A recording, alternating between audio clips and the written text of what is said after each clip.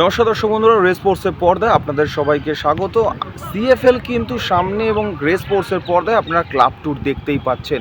এর আগে আমরা ক্লাব ট্যুর করেছি, আজকে আমরা পৌঁছে গেছি কিন্তু কল্যাণী স্টেডিয়ামে, এবং কল্যাণী স্টেডিয়ামে কিন্তু প্র্যাকটিস করছে ভবানীপুর দল। ভবানীপুর দল আমরা যদি দেখি যে কলকাতার যে তিন প্রধান মোহনবাগান, ইস্টবেঙ্গল এবং মোহামেডান, যদিও মোহামেডান শেষ কয়েক বছরে ভালো টিম করতে পারেনি, কিন্তু মোহনবাগান এবং ইস্টবেঙ্গলের পর যদি ভালো দল খাতায় কলমে কেউ করে থাকে এবং যাদেরকে নিয়ে কলকাতা লিগের আগে প্রত্যেক বছরই কথা হয়, সেই দলটার নাম কিন্তু ভবানীপুর। প্রত্যেক বছরের মতন এবছরেও কিন্তু বেশ ভালো দল করেছে ভবানীপুর, এবং দলের কোচ হিসাবে রয়েছেন হেমন্ত ডোরা, তার সাথে কিন্তু অ্যাসিস্ট্যান্ট কোচ হিসাবে ডেনশান দেবদাস রয়েছেন, গোলকিপার কোচ রয়েছেন সংগ্রাম মুখার্জি। এইভাবেই কিন্তু তাদের কোচিং যে টিম সেটা সাজিয়েছে ভবানীপুর, এবং তার সাথে সাথে তাদের দলে কিন্তু বেশ কিছু ভালো প্লেয়ার রয়েছে। তাদের দলে যে প্রত্যেকটা পজিশনে কিন্তু অধিনায়ক হওয়ার মতন বা দায়িত্ব নেওয়ার মতন প্লেয়াররাও রয়েছেন, তার সাথে তরুণ প্লেয়াররাও রয়েছেন।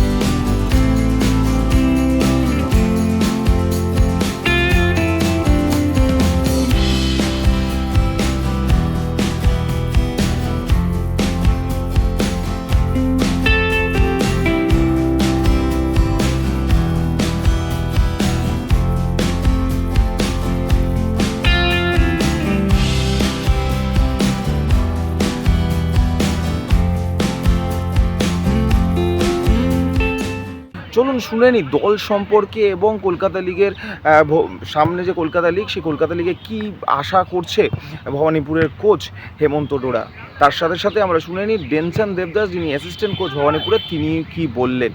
খুব গুরুত্বপূর্ণ একটা কথা ডেনসান দেবদাস কিন্তু বলেছেন।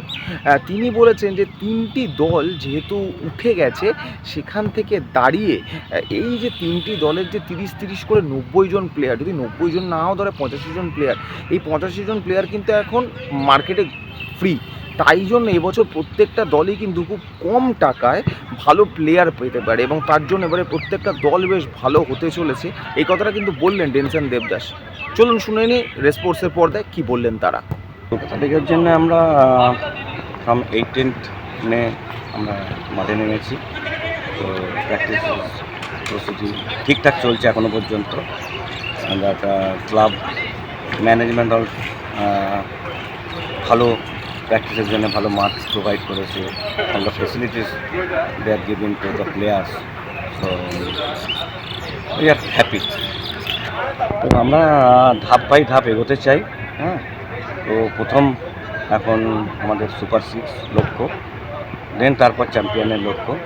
কিন্তু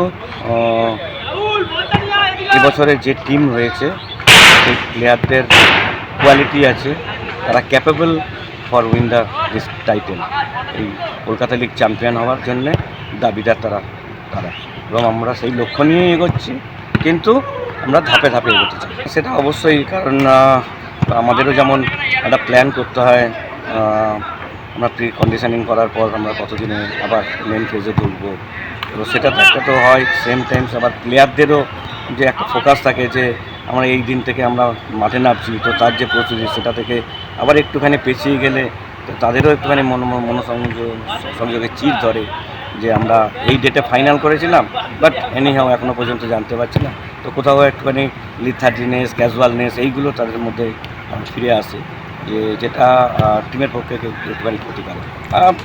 বিশ্বকাপ এত তাড়াতাড়ি প্রেডিক্ট করা সম্ভব নয়, তবে এখনও পর্যন্ত যা টিম যে কটা খেলা দেখেছি তাতে আর্জেন্টিনাকে ভালো লাগছে, জার্মানিকে ভালো লাগছে, স্পেন প্রথম ম্যাচটাতে একটুখানি হয়েছে, বাট তারপরও আস্তে আস্তে ওরা ফিরে আসছে। তো এই কটার মধ্যেই হয়তো মেবি ইংল্যান্ড হয়তো আসতে পারে, তবে ওর মধ্যেই ঘোরাফেরা করবে কোনো। কিন্তু ভালো লাগছে যে জাপানকে ভালো লাগছে, ইরানকে ভালো লাগছে, যে এশিয়া কান্ট্রির মধ্যে দুটো টিম যারা এত ইমপ্রুভ করেছে। তো তবে এবারে বিশ্বকাপ প্রেডিক্ট করা খুব ডিফিকাল্ট।